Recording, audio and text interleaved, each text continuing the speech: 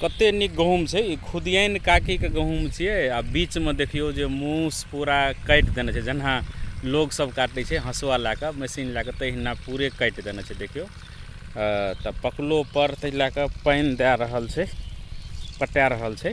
आ हवा बहलै 2-4 दिनसँ एक दिशानसँ सभक जे छै गहूम सब, जेहो सब नहियो पकैवला सेहो सब पकि गेल छै। देखू बीचमे कते पूरा एकदम कचबा बद करि देने छै। एना भरा कतेक नीक छै गहूम शीश सब। ओहिमे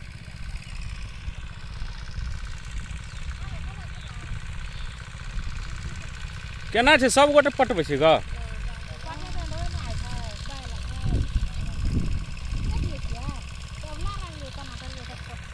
ए ओढ़ा करे ला आनली?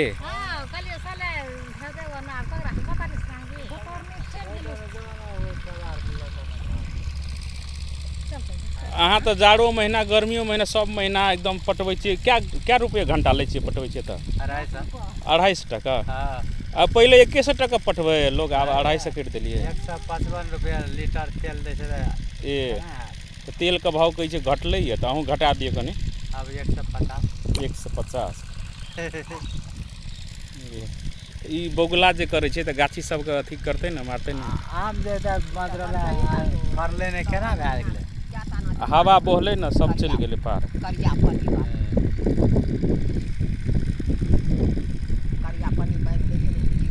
ए करिया पानी बान्हि दै छै तऽ बगुला सब भागि जाइ छै।